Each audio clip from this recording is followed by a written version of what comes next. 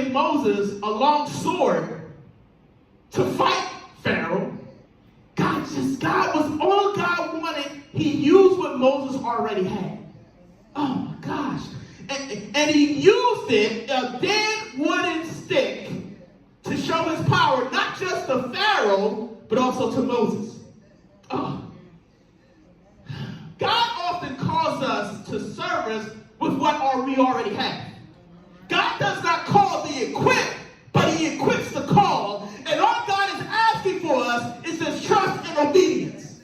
Oh my gosh. Okay. God called Moses to do a mighty work for him. The freedom and deliverance of God's chosen people was at stake. And God chose a stuttering, meek, frightened, doubting, excuse-filled person, and the one who was on the run for murdering to perform his mighty work. Oh my gosh. We all know, come on. Moses would not have been our pick for the job. And I don't think any of us would have picked him either. He just didn't seem like the leadership type at this point in his life. To the natural eye, it seemed that Moses could not be the right man. To the natural eye. And he even said so himself. But God saw something in Moses, Jesus, that man couldn't see. He saw the heart of a man who would commit his all to God's word. He saw a man that wouldn't back down in the face of opposition, even under the threat of death. He saw a man who would become one of the greatest leaders in the history of the word.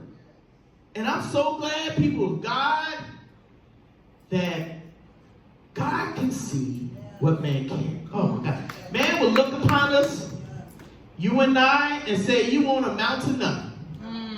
You don't have the intelligence to even come in and out. What makes you think that God can and will use you? What makes you so special that God would choose you out of all people who will walk the face of this earth? Because God looks upon the heart and understands the character.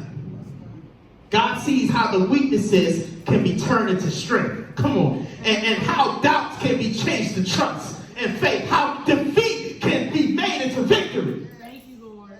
God's question to Moses is the same question God is asking us right now.